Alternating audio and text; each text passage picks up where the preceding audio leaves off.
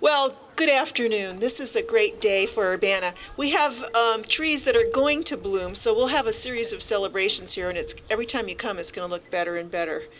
There are a number of people to thank for this. The Public Arts Commission got us our artists and our landscape architects. We had landscape architects Wenke from Colorado, and then we had Foth as the engineers, and I think they did a wonderful job. And we have an artist from Seattle who won our contest to do the artwork, Jack Mackey, and you'll hear from him.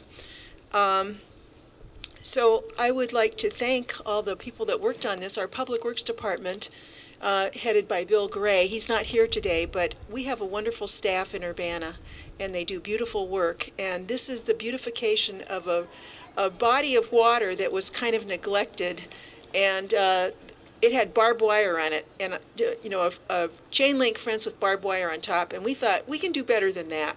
This is part of the project. We still have more to do.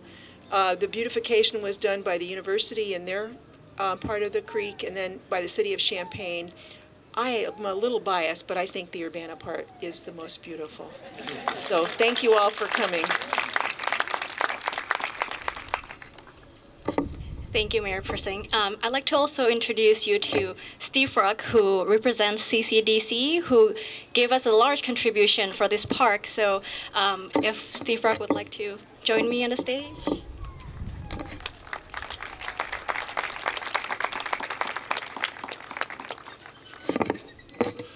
I will just, no, I won't. I'll just, that's fine. CCDC has been around for about 50 years. We focus on the interface between the built environment and the natural environment. And the mayor couldn't have said it better. This is a wonderful project that provides an environmentally sensitive public access and attractiveness to downtown that was sorely lacking. We had contributions from a number of donors over the years to help the Boneyard, and a bequest from a young woman named Tebby Lyman, who I suspect you know, Mayor. And we were able to pool those funds, and we were delighted to make a contribution towards the public art for this lovely, lovely project.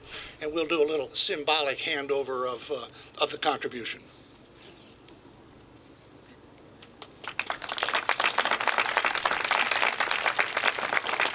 Okay, this is a check for $32,000. Well, thank you very much, Steve and CCDC. Do not try this at home, folks, this check. This is actually a recycled check. We use it all the time, but it's symbolic. So thank you very much. It's a big help. Reuse, recycle, reduce. Thank you, CCDC. Now this is too tall for me. And next I'd like to call Jack Mackey, who is the project artist of this park. And I'd like to invite him to say a few words about his project. Thank you all. Thank you, Mayor. I share your assessment of this work and the two others that the water flows through. I think by the time when the water gets here on its way to the Gulf of Mexico, it's going to pause and enjoy itself also. I had a number of thanks that I want to bring. As said, I'm an artist based in Seattle. I saw this project come up as an RFQ, and I thought an urban creek restoration. Yes. So I threw my hat at it, and I want to thank the Public Art Program for having confidence in me to join the team and bring this forward. And Mayor and Council, thank you kindly and very much. And sir, thank you for your contribution. This would not look like this without you, so thank you. There are a handful of people that are behind the scenes, but there are two that I want to call out from the city. Beth Reineke, who was my eyeballs on site when I was not able to be here. She kept track of everything that was going on, sending photographs. I couldn't be here through the construction, and luckily I missed your winter. I kept seeing the weather reports and checking, and it was, you give it a break. And I want to thank Brad Bennett in the Public Works Department, who was the project lead on this, who really helped bring this forward. So the CCDC and their thanks to the mayor, but who I want to thank is the citizens of this town who have taken a decision and who took a decision in a very troubling financial era to put this money here. When I first arrived here and saw the creek, which was in jail, was locked up, had been forgotten, and was in a disastrous shape, I thought then, these citizens have decided to do this. These citizens have decided to put their money here and build this place. And I am startled and shocked and amazed and very happy with what you've done. This is a project that's being watched. Comparing the three along, as I said, I think this is terrific. Retaining history in here, when I came for the interview, I saw a woodchuck. And in the interview, I wanted to know who was watching out for the woodchuck. So that kind of became my job. And I want to thank people at the Pollinatarium at the U of I who really helped me understand this and give me direction of where to go. Just very briefly, I worked on the walls here because this was a structural change for the creek. And it was a structural change I felt for this city. In 100 years, no one will be able to imagine this city without this park and the extended pieces that are now going to happen up and downstream, or up and downstream. So I came in, and with that structural idea, I started investigating with the help of the Pollinatarium the structure of the region, of the creek, of the soil, and holistically. The pattern that you see on the wall over here is based on a very, very small seed of a sedge plant that the botanist said, don't bother planting it, it will show up. It's a plant that will grow and will stabilize. It lives in the zone around the creek, up and down, can live in and out of water, can live flooded, can live in dry, but it sustains the banks of the creek throughout. So that's the genesis of the seed pattern over there.